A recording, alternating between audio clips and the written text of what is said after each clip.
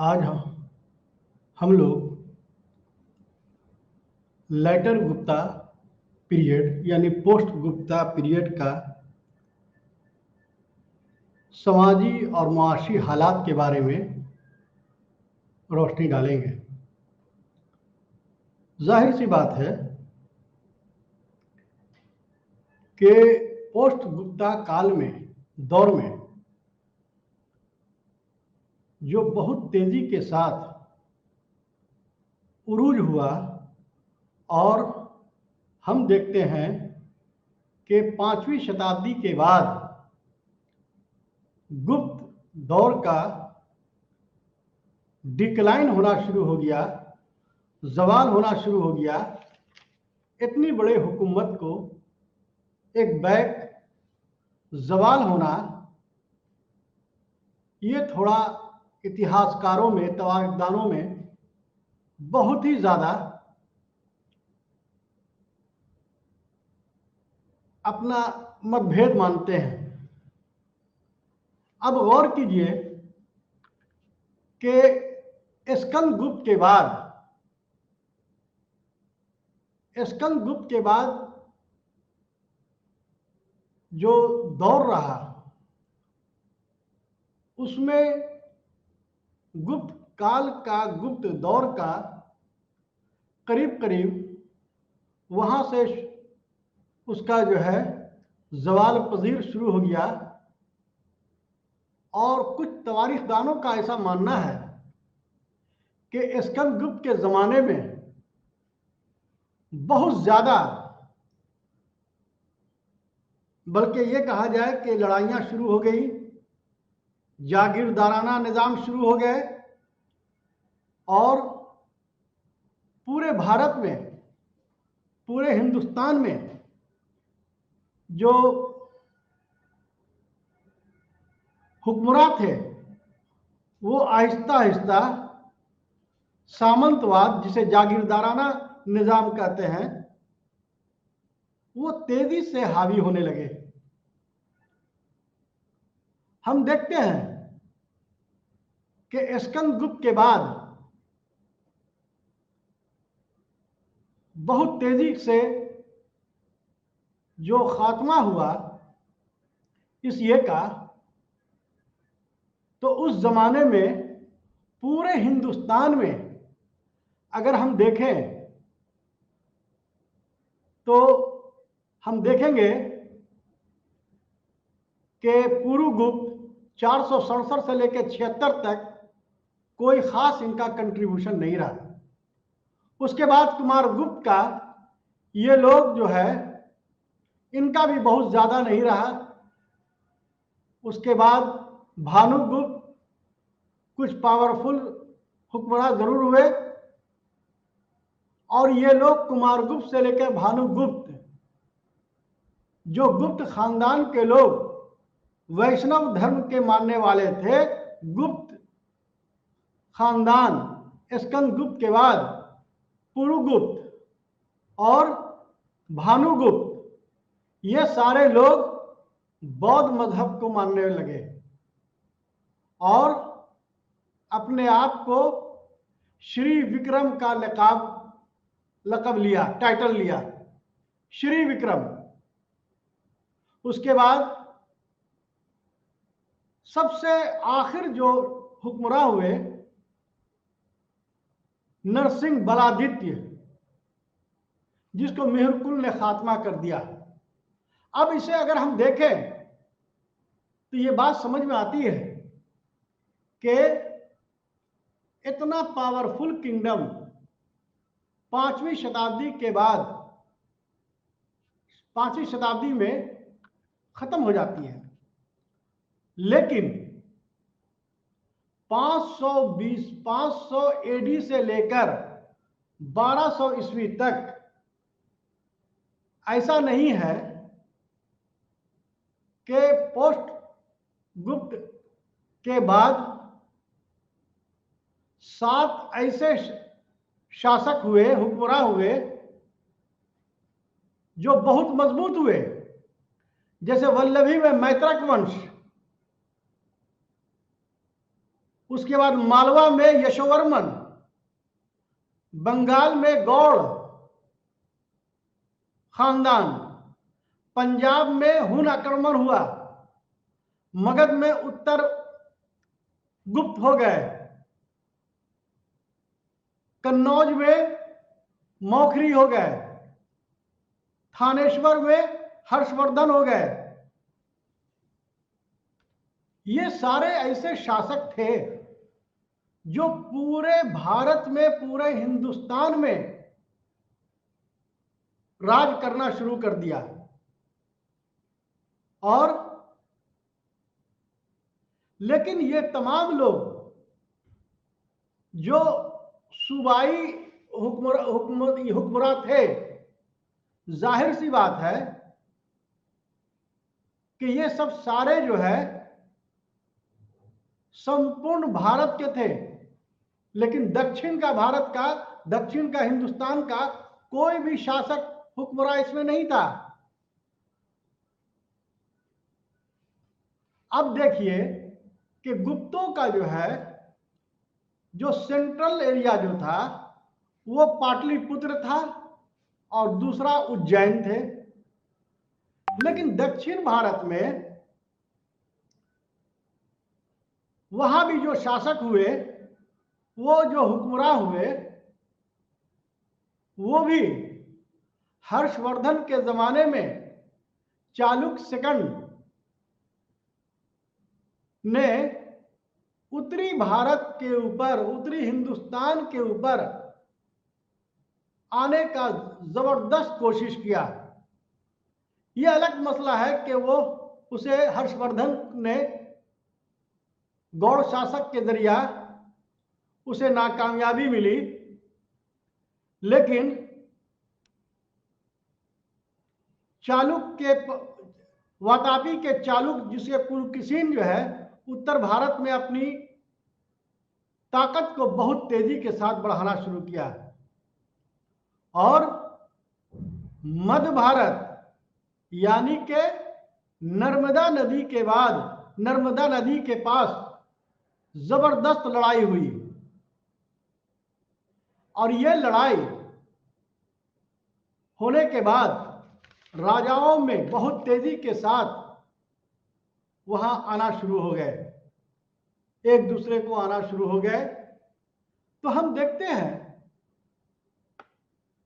कि 500 से लेकर 1200 के शासन काल में, यानी हुकूमत में, कौन कौन से बदलाव आए और कौन कौन सी चीज आई। सबसे ज्यादा स्कंदगुप्त के बाद पंजाब के क्षेत्र से, पंजाब के इलाके से हुनों का हमलावर शुरू हो गया। सवाल यह है कि इतने बड़े हुक्मरान को एक बैक खात्मा हो जाना और उससे अलग हो जाना हुकूमत से, ये तवारीखदानों में बहुत ज्यादा मतभेद है। लेकिन डॉक्टर आर.एस. शर्मा साहब का कहना है कि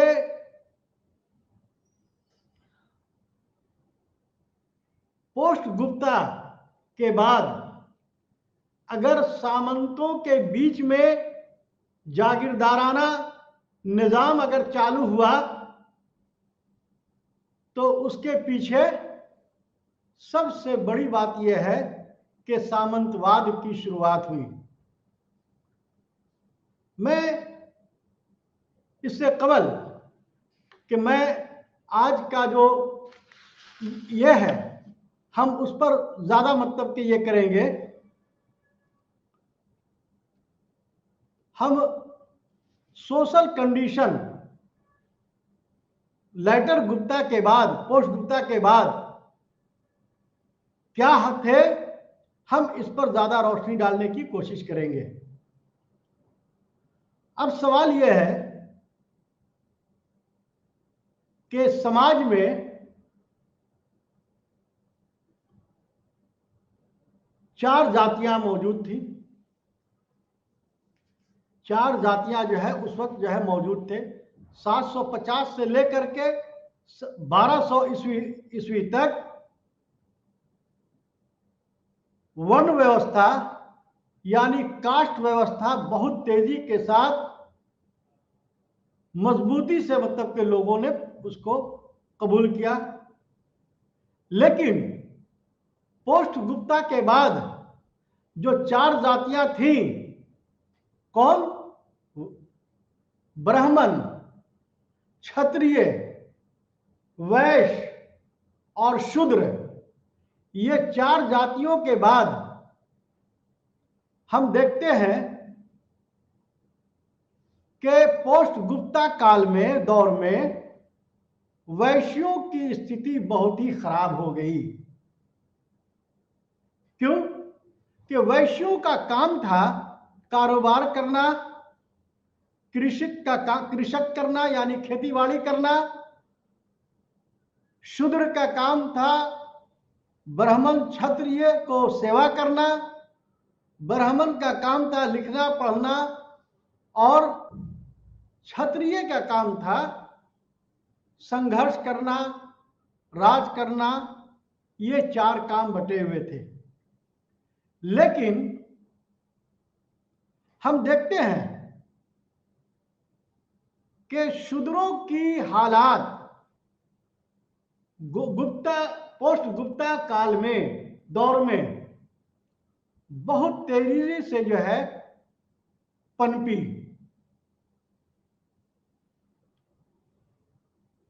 जैसे राजपूत, कायस्थ, वैश्य में अनेक उपजातियां और शूद्र में जो है धोबी, केवट, चर्मकार यानी कि चमड़े का काम करने वाला। उसके बाद ये सब सारे मतलब के जो है तेजी के साथ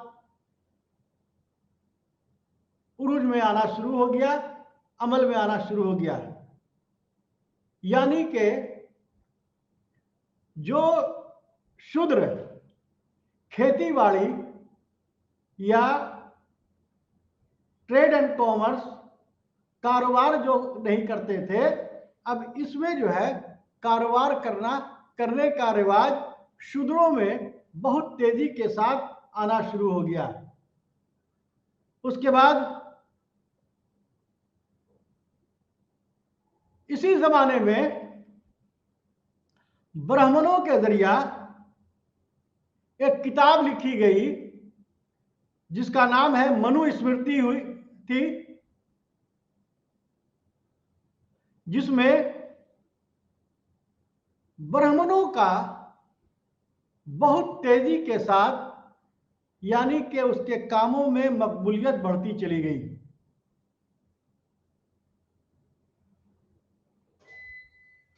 उसके बाद पहली बार समाज में मनुस्मृति आने के बाद अछूत अनटचबिलिटी अछूत का रिवाज कायम होना शुरू हो गया।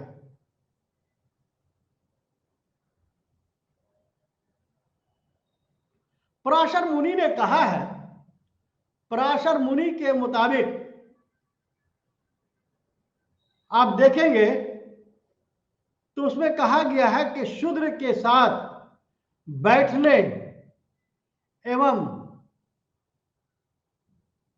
खाना खाने से ऊंची जाति यानी कि ब्राह्मणों को परहेज करना चाहिए। इसी तरीके से शादी के बीच वैवाहिक संबंध यानी कि शादी जो है उस जमाने में 8 तरह के होते थे। तो वो शादी का रिवाज जो था उसमें किसी भी ब्राह्मण को ऊंची जात से ही शादी करनी चाहिए। इसी तरीके से हम देखते हैं कि शादी का रिवाज 8 वर्षों में शुरू था, और अगर यानी कि निम्न जाति के लोग 8 वर्षों में अपनी बेटी की शादी अंजाम दे दिया करते थे, और अगर बहुत ज्यादा हुआ तो 12 साल तक उनकी शादी हो जाना जरूरी थी।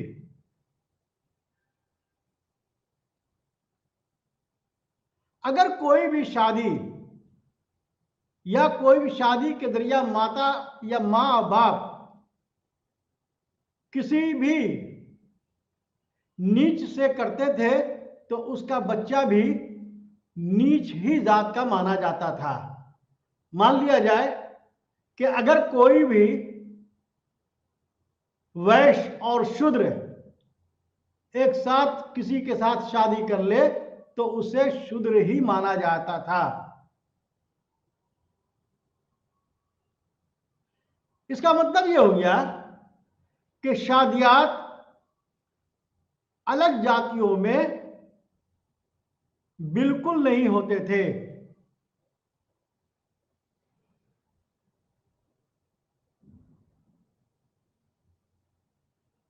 कारोबार करने का जो रिवाज था वो रिवाज करीब करीब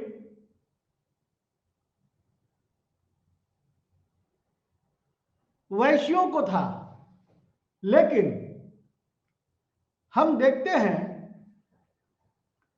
और प्रोफेसर आर एस शर्मा के मुताबिक अगर पोस्ट गुप्ता यानी कि गुप्ता के बाद सामाजिक स्थिति में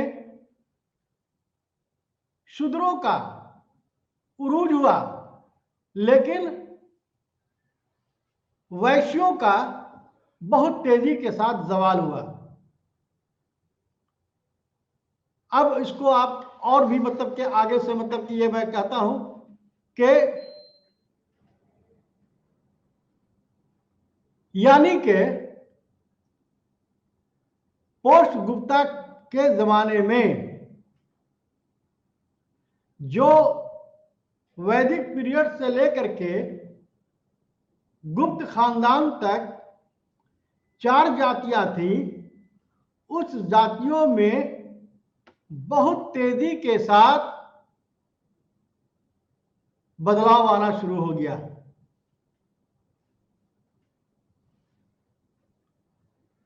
अब आप ये देख लें कि इसी में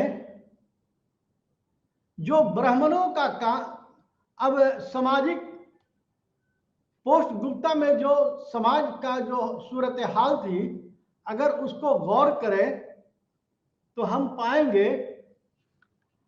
पाते हैं कि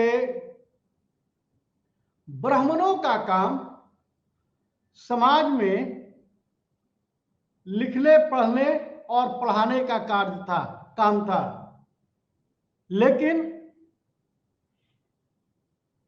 ब्राह्मणों के जगह पर एक नए जात का शुरुआत होता है जिसे कायस्थ कहते हैं।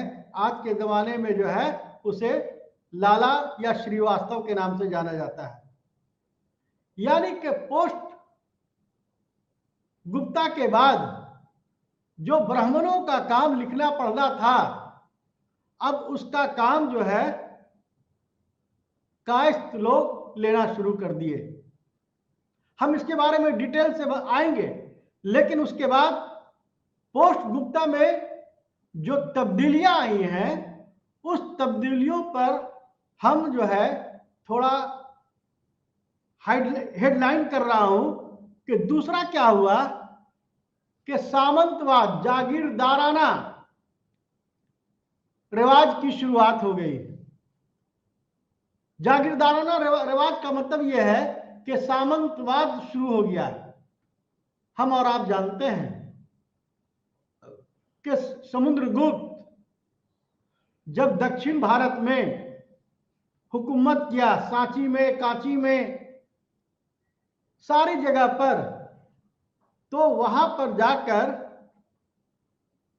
उसने क्या किया कि जीतने के बाद जो वहां पर का जो सामंत था उसको अपनी सामंत जागीरदाराना हैसियत में रख करके उसको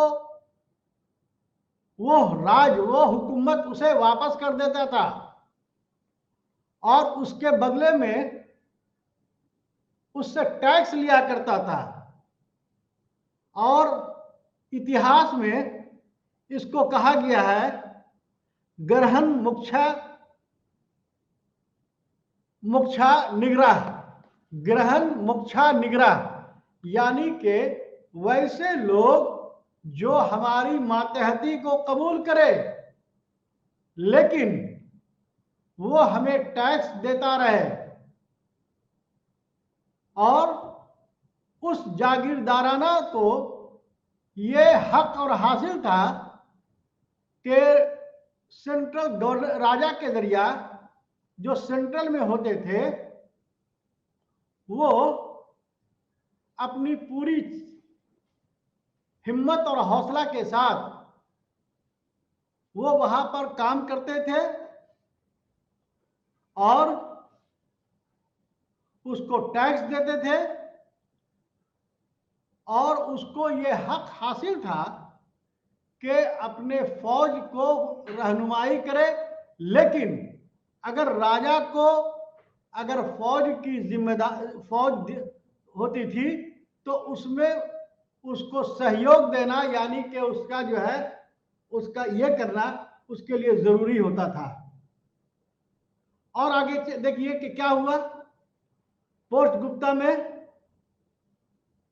यानी कि वर्ण जो थे उसमें तब्दीलियां आना शुरू हो गई।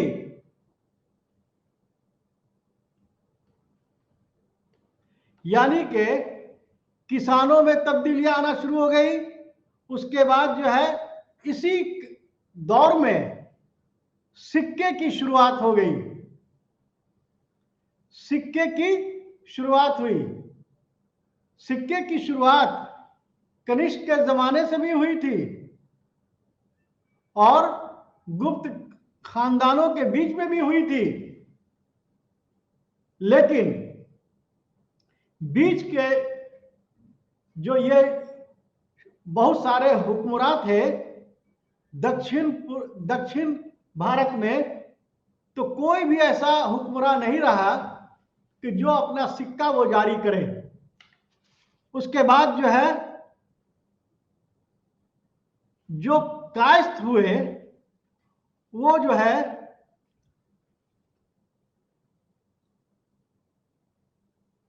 उन्होंने अपने तनख्वाह के बदले ब्राह्मण भी जमीन लिया करते थे। उनका काम था लिखने पढ़ने का और मैसेंजर की हैसियत से उनका ये काम था। उसके बाद जो है हम देखते हैं कि राजा जो है बहुत तेजी के साथ अपने आप को दूरी बनाना शुरू कर दिया। क्यों दूरी बनाना शुरू कर दिया? इसलिए कि जो राजा थे उन्होंने सामंतों को, जागीरदारों को इतनी ताकत बख्शी कि वो जो है जो राजा जिनके मातहत हुआ करते थे वो जो है तेजी से आंख मिलाना शुरू कर दिया। हम देखते हैं कि पोस्ट गुप्ता के दौर में हमने पहले भी आपको बताया था कि पोस्ट गुप्ता के जमाने में जो है बहुत सारी चेंजेस आए। पहले जो थे, जो जागीरदार थे, वो जो है कारोबार नहीं किया करते थे।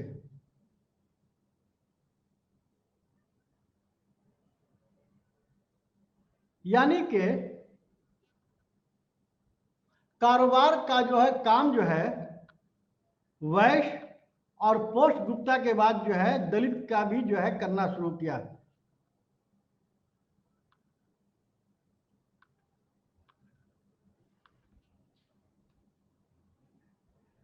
मत्स्य पुराण में, पुराण के एक ये है किताब है जिसे मत्स्य पुराण कहा जाता है। उसमें यह कहा गया कि अगर किसी भी वैश्य का पत्नी अहलिया बीवी कोई गलत काम करे तो उसे फटे बांस से मारना चाहिए।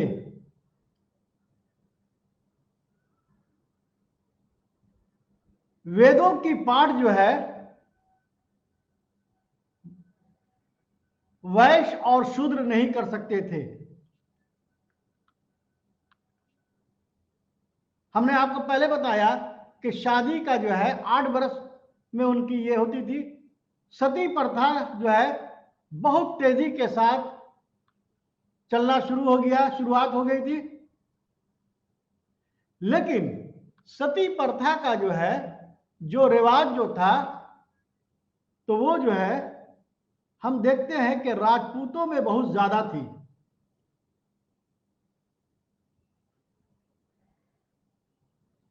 विधवा से शादी करने का रिवाज बिल्कुल था, लेकिन यह शादी जो है कौन कर सकते थे? जो वैश्य या शूद्र कर सकते थे। ऊंची जाति के लोग उससे अलग रखा गया था। अगर कोई आदमी सन्यासी हो गया या मर गया तो उसे उस जातियों में सती प्रथा का रिवाज कायम हो गया था। यानी कि अगर कोई आदमी अगर वो जो है ये कर ले तो उसे जो है आप कर सकते हैं। घरों में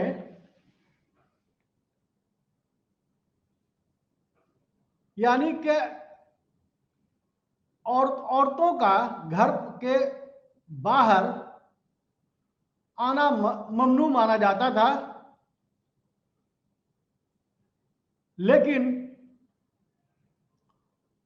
बेटी और पत्नी को यानी कि बीवी को शिक्षा और रिलीजियस के कामों में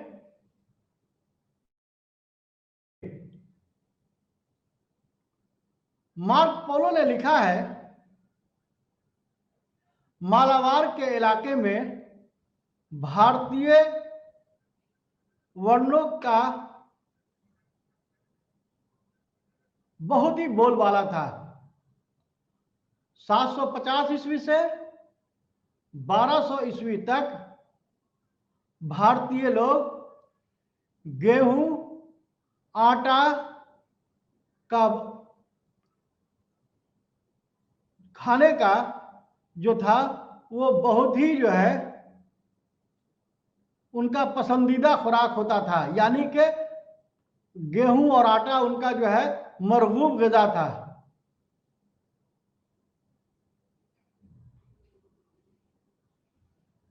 सात सौ 750 से लेकर 1200 ईस्वी के बीच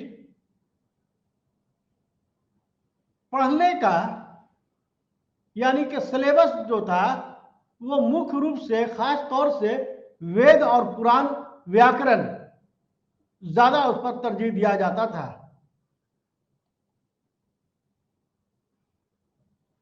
लेकिन हम देखते हैं कि मौर्य दौर में और गुप्त दौर में जीवक और शल्य चिकित्सक जो जो चिकित्सक होते थे उसका जो है बहुत तेजी के साथ जो है बिहार से बाहर तक्षशिला और विक्रमशिला में देखने को मिलता था। लेकिन गुप्ता काल के बाद, गुप्त काल के बाद हम देखते हैं कि चिकित्सकों की, डॉक्टरों की अहमियत जो है बहुत कम देखने को मिली है।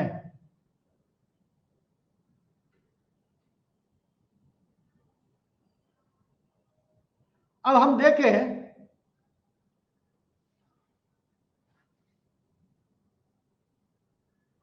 उस जमाने में जो है कारोबार बहुत तेजी के साथ फल फूल रहा था और कुछ जो है जो लोग थे वो बहुत ही मेहनत से काम करते थे।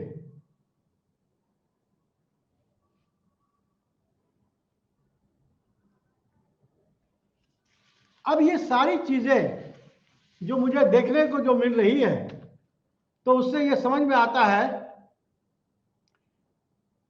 कि इन सारी चीजों को जो बातें जो मैंने कहा तो इसके बारे में आर.एस. शर्मा साहब तो कहते ही हैं आज के ये में, ह्वेनसांग और अल मसूदी और अल ब्रूनी जैसे लोग भी इसके बारे में खासकर कहे हैं। एक और बड़ी बात यह है कि ब्राह्मणों को कभी जो है सजाए मौत नहीं दी जाती थी।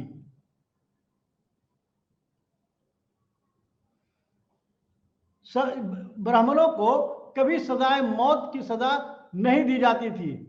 उनके जगह पर शारीरिक जो है, जिस्मानी जो है उनको सजा दी जाती थी और कहीं कहीं पर जो है पैसे वगैरह दे करके भी उनका जो है ये होता था। और खासकर ब्राह्मणों का जो है जो काम था पढ़ना पढ़ाना और डोनेशन लेना।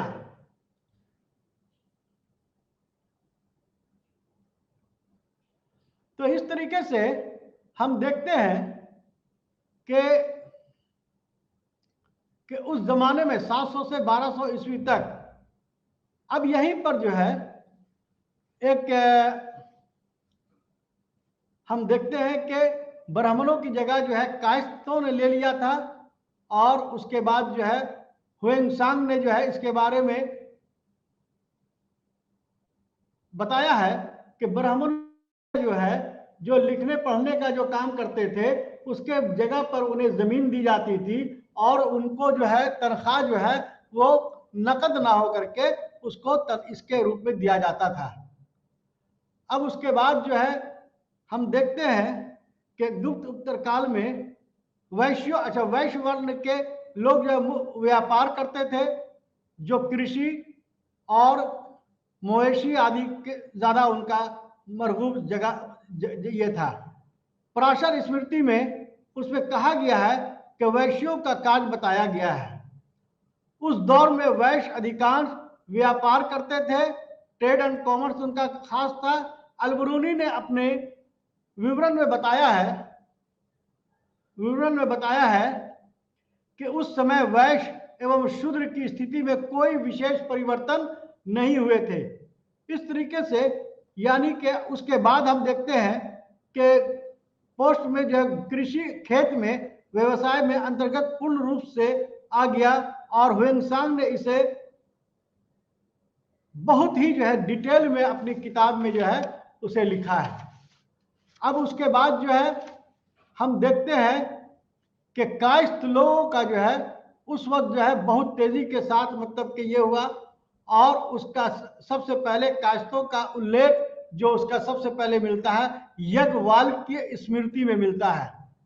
हम तारीखदान कोई भी बात अगर कहते हैं कि ब्राह्मणों की जगह पर अगर कायस्थों का बहुत तेजी से उरूज होना शुरू हो गया था तो इससे उससे कहने पर ये नहीं है, ये जो है उसका जो ये होता है याज्ञवल्क्य स्मृति में मिलता है। जबकि जाति के रूप में, जात के रूप में कायस्थ का उल्लेख सबसे पहले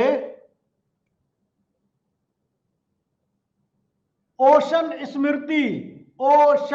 स्मृति में मिलता है। खासकर इसका मुख्य जो ये खास इसका काम जो था वो लिखने का काम था। उसके बाद जमीन का जो है राजस्व यानी कि जमीन का जो मालगुजारी उसको वसूलने का काम था। उसके बाद दस्तावेज ये हिफाजत करना उनका काम था। उसके बाद जो है जुडिशियरी में उनका सबसे बड़ा काम था। जुडिशियरी में जो राजा जो है जो जज जो फैसला देते थे उसके लिखने का काम था। उसके बाद जो है जो कायस्थ लोग जो थे वो फिर जो है वो पुस्तपाल, उसके बाद जो है लेखपाल, ये सब सारे जो है कायस्थों का काम था। इसका मतलब ये हो गया, हम अगर देखते हैं आखिर में हम कहना चाहेंगे कि कायस्थ जाति में भी गिरावट हुई और ब्राह्मण ग्रंथों में कायस्थों को शूद्र भी कहा है। यानी कि जो ब्राह्मण के जगह पर जो कायस्थ लोग आए उनको बाद में धर्म की किताबों में से पता चलता है कि उसमें भी गिरावट आई। सबसे बड़ी बात यह है कि मैंने आपको पहले भी जिक्र किया था कि उस जमाने में अनटचबिलिटी बहुत तेजी के साथ मतलब के बढ़ गए। यानी कि दलित जो है उसे चंडाल कहा गया। उसको जो है जैसे रजक, धोबी कहते थे, चर्मकार, नट, उसके बाद जो है धीवर, भेद, वरुण, कैरवत, भिल, ये सारी जो है उपजातियों का जो है शुरुआत होना शुरू हो गया। उपजातियों का जो है शुरुआत होना शुरू हो गया। उसके बाद जो है जब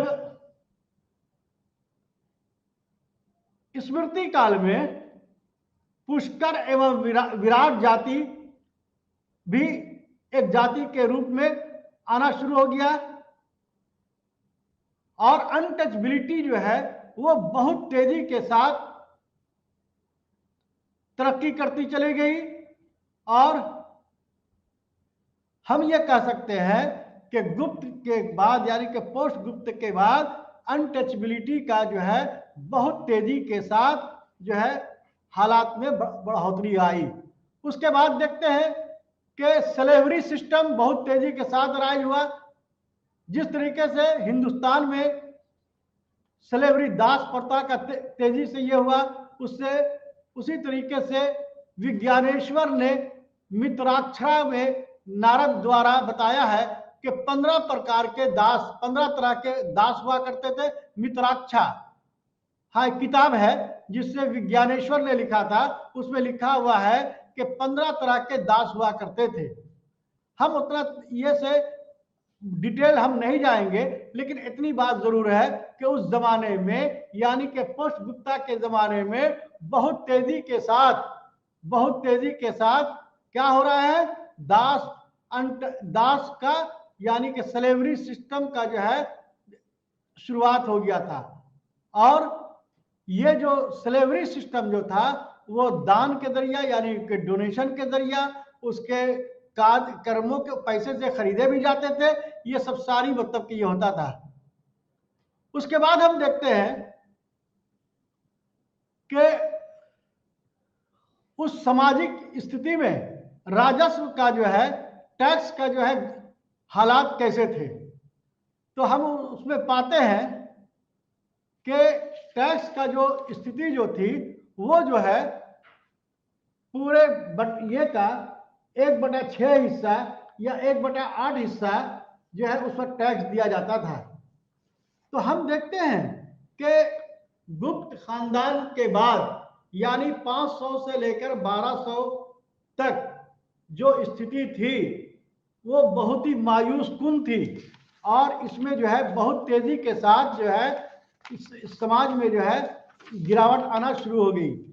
इसी तरीके से आप ये देखेंगे कि कि बहुत तेजी के साथ मुआशी हालत भी बहुत तेजी के साथ मतलब के जो है उसमें आना शुरू हो गया। 500 से अब हम आपको इकोनॉमिक हिस्ट्री, मुआशी हालात लेटर गुप्त पोस्ट गुप्ता काल में कैसे थे, मैं उस पर आपको रोशनी डालने की कोशिश करता हूं। पहले तो आपको यह बता दें कि 510 से लेकर 1200 ईस्वी तक जो है यानी पोस्ट काल यानी कि गुप्ता का जो जमाना जो कहा जाता है उसे कहते हैं। अब आप देखेंगे कि जिस तरीके से मुगलों के बाद जो राजा, मुगलों के जो बादशाह जो ये हुए, वो भारत में मनसबदारी का ये किया, तो गुप्ता के बाद यानी कि अगर हम ये कहें कि कनिष्क के बाद यहां पर जो है जागीरदाराना निजाम तेजी के साथ ये हुआ। समुद्रगुप्त के जमाने में आप देखेंगे तो वो भी जो है जागीरदाराना मतलब के जो है निजाम को कायम किया। उसके बाद हम देखते हैं कि यही जागीरदार जो थे वो तेजी से के साथ सल्तनत की ओर तेजी के साथ बढ़ना शुरू कर दिया। यानी कि जो राजा अपने हुकूमत करते थे वो हुकूमत जो है अब अलग अलग तरीके से लोकल जहां पर जो जिसको मतलब के मिला अपनी पूरी जो है ये करना शुरू कर दिया। उसी तरीके से आप ये जो है हम देखते हैं कि पोस्ट के गुप्ता के बाद एक जो है राजपूत भी जो है एक जाति हुए जिनका काम था लड़ना और मतलब के उनका काम फौज में उनको ये काम करने का था। और जो उसका मानी क्षत्रिय की जगह पर उनका नाम जो है 5वीं से लेकर के 12वीं के बीच में क्षत्रिय ना कह करके राजपूत का मतलब यह है कि राज का पूत, यानी कि उस जो है राज का वो पूत है, यानी कि वो राजपूत ऐसा नहीं है कि वो क्षत्रिय हो, वो वैश्य भी हो सकता है, शूद्र भी हो सकता है, ब्राह्मण भी हो सकता है, कैस्ट भी हो सकता है। जो राज का पुत्र है यानी कि जो नेशन का औलाद है उसे राजपूत कहा गया। और इसको जो है कर्नल टॉड्स ने अपने किताब में 36 तरह के बताए हैं कि 36 तरह के राजपूत होते हैं। उसमें जो है परमार हो गए, चौहान हो गए और क्या नाम है यादव को भी जो है कर्नल टॉड्स ने राजपूत ही माना है। हम उस बहस में हम नहीं जाएंगे, लेकिन हम ये बताना चाह रहे थे कि राजपूत का उदय जो एक जाति से ना हो करके राज का पूत यानी कि उस स्टेट का सन ऑफ द स्टेट कहा जाता था। इस तरीके से अगर हम देखते हैं कि उत्तर भारत में यानी कि उत्तर भारत और दक्षिण भारत में के मुकाबले में 200 वर्षों के बाद वहां पर जो सामंत थे वो बहुत तेजी से फरोग करना शुरू कर दिया। और छोटे छोटे जो सामंत थे, जो जागीरदार थे, उसे जो है कई नामों से जो है वो कहा गया है। एक जो है वाहित्य, ऐसे जागीरदार या ऐसे किसान जो बोई हुई जमीन को जो हासिल करता है, जिसमें खेती करता है, उसे कलम है वाहिद कहते हैं। यानी कि पोस्ट गुप्ता काल में बहुत तेजी के साथ फसलों का, कृषि यानी किसानों का उदय होना शुरू हो गया।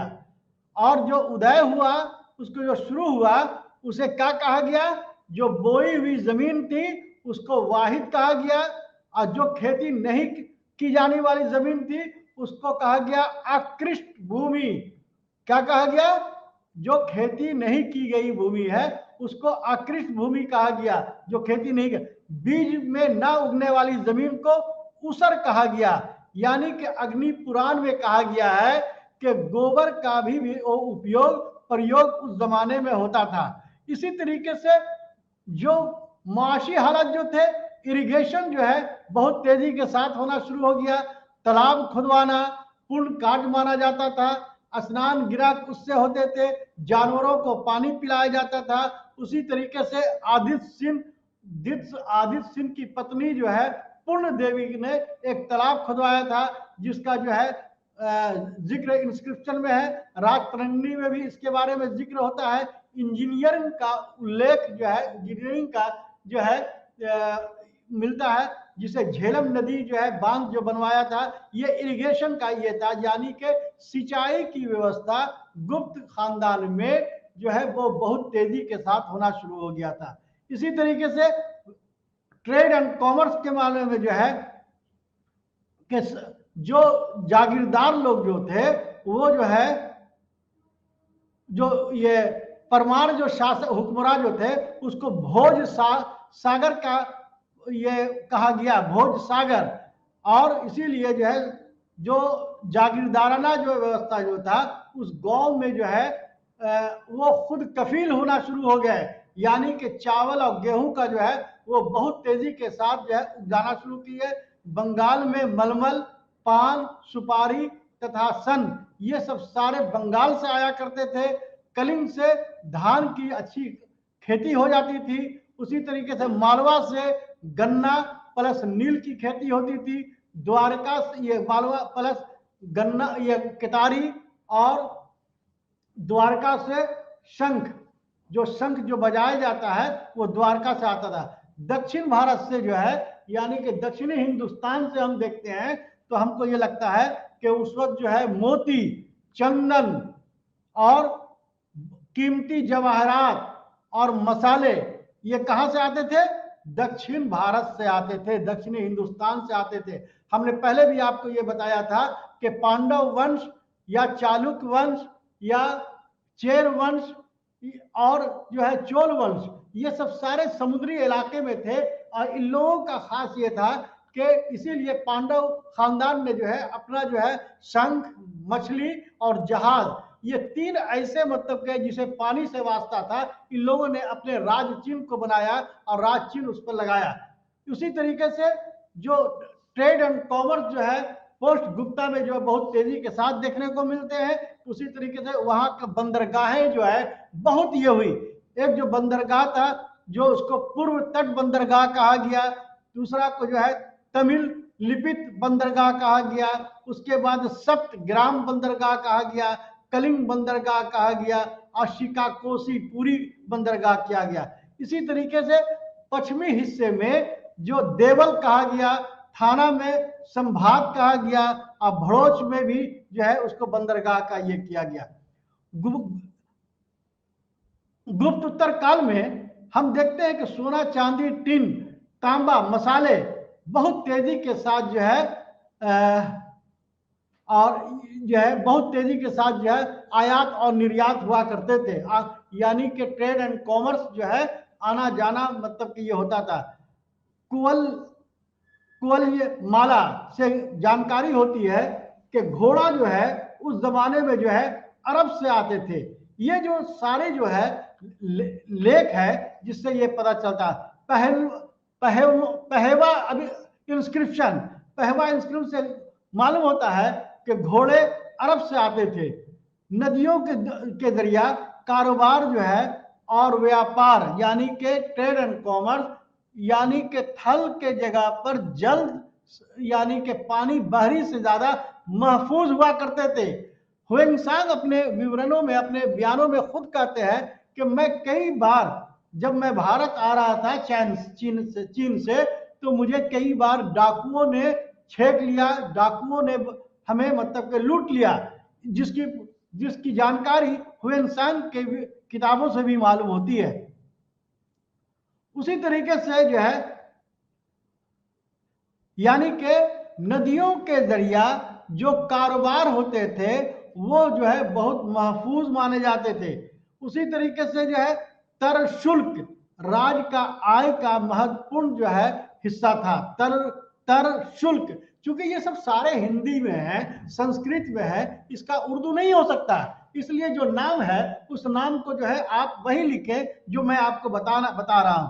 तरकुश, राज के आमदनी का जो महत्वपूर्ण हिस्सा।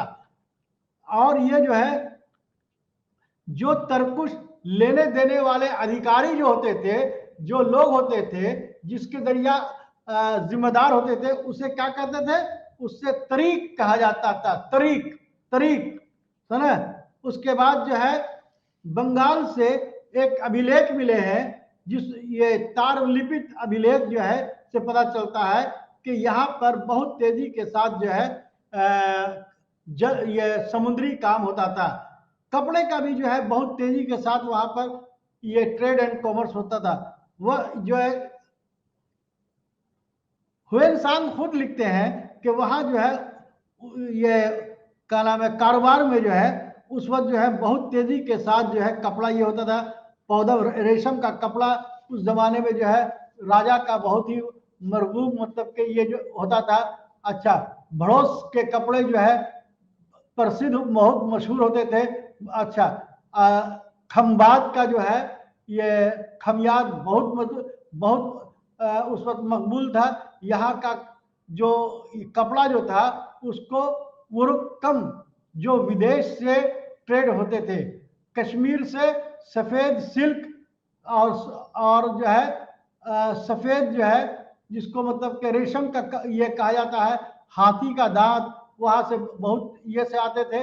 अब आप ये देखेंगे कि उस जमाने का जो है जो सिक्का जो था, हम उस पर बाद में हम रोशनी डालेंगे कि सिक्का जो है सबसे ज्यादा कनिष्क और कुषाण के जमाने में जो है बहुत तेजी के साथ मिले, लेकिन पोस्ट गुप्ता के बाद हम देखते हैं, यानी कि जैसे जैसे 750 से लेकर 1200 तक जो है अगर हम देखें तो देखते हैं कि सिक्कों का जो है जारी होना कम हो गया है। सिक्कों का जारी का कम होने का वजह यह है कि कोई मजबूत हुक्मरान नहीं होगा, और यही वजह है कि वहां पर कौड़ियों का इस्तेमाल शुरू हो गया था। कौड़ियों का इस्तेमाल शुरू हो गया था, और यह खासकर जो है प्रतिहार खानदान में इस पर जो है वो ज्यादा देखने को मिलता था, जिसको वो लोग जो है कपरदक कहते थे, कपरदक कहते थे। उसी तरीके से जो गांव जो होते थे, वो जो गांव भी जो है वो करीब करीब 4-5 तरह के गांव का जिक्र आया है। जैसे भंडारवाद गांव, उसमें जो है आबादी जो रहती थी, वहां पर जो लोग रहते थे वो राजा या अमला के लोग रहते थे, यानी कि जो राज का हुक्मरान का जो है जो खास आदमी होता था वो वहां पर रहता था, या उसको जो है। उसके बाद है ब्रह्मदेव गांव, यानी कि वैसा गांव जिसमें ब्राह्मण समाज को डोनेशन के द्वारा राजा के द्वारा दिया गया है, जिसे क्या कहा गया? ब्रह्मदेव गांव। ब्राह्मणों समाज को डोनेशन के जरिया दिया गया जमीन को, उसको ब्रह्मदेव कहते थे। उसी तरीके से अग्रहर गांव या ग्राम, अग्रहर गांव कहिए या ग्राम कहिए, जिसे केवल जिसमें सिर्फ उच्च जाति के लोग ब्राह्मण ही रहते थे। उसके बाद जो है चौथा तरह का जो गांव जो होता था उसको कहा जाता था देवदान ग्राम। वो किसी भी धर्म संस्था या मंदिर को जो दान में दिया जाता था उसे मतलब कि देवदान गांव कहते थे। उसी तरीके से जो है जमीन का भी जो है बहुत क्लासिफाइड कर दिया था कि जमीन कैसी कैसी मतलब कि ये होनी चाहिए। जो है उसके लिए भी जो है 8-9 तरह के जमीन होते थे। एक को कहा जाता था क्षेत्र भूमि, ऐसा जो खेती के लायक हो। दूसरा जो है वस्तु भूमि, जो मकान के लायक हो। तीसरा गौचर भूमि, जिसे चारागाह के लायक हो। चौथा जो है अर्धखिल, 1 वर्ष तक खेती करने वाला जमीन। पांचवा जो है खिल्लर, जिसको पड़ती जमीन कहते हैं, जिस भूमि पर 3 वर्ष से अधिक खेती नहीं होती हो। अपहरित ये भूमि, ऐसा भूमि जो खेती के योग बिल्कुल नहीं हो, जुताई कुटाई बिल्कुल नहीं हो। सातवां अपर्दा भूमि, अपर्दा लैंड, वर्षा के द्वारा सिंचाई किया गया हुआ भूमि। उसी तरीके से जो है अदैव मात्रक, बिना वर्षा के खेती करने वाला जमीन। इस तरीके से हम देखते हैं कि भूमि भी जो है, जमीन भी जो है, लैंड भी जो के कई प्रकार होते थे। उसी तरीके से एक शतक भूमि थी जिसको निजी, जिसका मालिक जो है वो खुद अपना होता था, यानी कि अपना मकान जो होता था उसको कहते थे शतक लैंड। दूसरा जो है स्वयं खेती, यानी कि स्वयं अपना जमीन के खरीद करके करने वाला। किसानों के लिए जो है बटाई का रिवाज था। शीरीन, यानी कि स्वतंत्र से ये खेती बाड़ी करने वाला। ये सब सारी चीजें जो है हम देखते हैं कि गुप्त, लेटर गुप्त में बहुत तेजी के साथ जो है ये क्या नाम है, ये का जमीन का जो है ये हुआ, और ट्रेड एंड कॉमर्स बहुत तेजी के साथ फैला। इसी तरीके से अल्तेकर ने जो कहा है कि हर जितने भी जो शासक थे, यानी गुप्त शासक तो ज्यादातर जो है वो ये वैष्णव धर्म के मानने वाले थे। तो वो जो शासक जो थे, तो उसमें सबसे बड़ी बात यह है कि जो सिक्के जो जारी करते थे, तो उस सिक्के में वो अपनी पूरी जो है शक्ति का प्रदर्शित करते थे, यानी कि शक्ति का जो है इजहार करते थे। उसके बाद जो है हम देखते हैं कि वो जो है जैसे कोई भी अगर अश्वरोही प्रकार के सिक्के अगर मिले हैं, तो इसका मतलब यह है कि राजा घोड़सवारी में बहुत ही मशहूर था। अगर गजधारी प्रकार के सिक्के मिले हैं, तो इसका मतलब यह है कि वो हाथियों का लड़ाई में इस्तेमाल करता था। उसी तरीके से अगर ये समुद्रगुप्त के वीणा वादक प्रकार के सिक्के मिले हैं, तो इसका मतलब यह है कि वो जो है संगीत का बहुत बड़ा प्रेमी था, बहुत बड़ा वो ये था। तो इसी तरीके से हम देखते हैं कि गुप्त काल में सिक्कों का प्रयोग कम जरूर हुआ, लेकिन गुप्त काल के मुकाबले में, गुप्त उत्तर काल के मुकाबले में गुप्त काल में दौर में ये सिक्कों का इस्तेमाल वो बहुत ज्यादा था। और गुप्त उत्तर काल में 500 से लेकर 750 तक जो है सिक्कों का जो है बहुत कम जानकारी मिलती है। इसी तरीके से कुछ जो है सफीर, यानी कि ट्रेडर्स के जरिए जो है ये पता चलता है कि उस जमाने में जो है बाहरी, यानी कि बाहरी जो है व्यापार जो है यानी कि बहुत ज्यादा होते थे। फाहियान ने अपने ये खिताबत में कहा है कि रोजमर्रा की जिंदगी के लिए उसने जो है व्यापार में कौड़ियों का इस्तेमाल बहुत तेजी के साथ, इससे पहले भी हमने बताया कि कौड़ियों का इस्तेमाल बहुत तेजी के साथ होना शुरू हो गया था। इस तरीके से हम देखते हैं कि गुप्त शासक के बाद बहुत तेजी के साथ सिक्कों में गिरावट आना शुरू हो गई, और कहीं पर से भी कोई भी सिक्का जो है हमें देखने को नहीं मिले, और वहां जो है क्या नाम है, सिक्कों का बहुत कमी आई। तो सिक्कों का कमी होना मतलब इस बात का दर्शाता है कि उस जमाने में जो है सिक्के जो है का इस्तेमाल कम होते थे, बार्टर सिस्टम बहुत तेजी के साथ थे, और सिक्कों का आदान और प्रदान जो है बहुत तेजी के साथ होने लगे।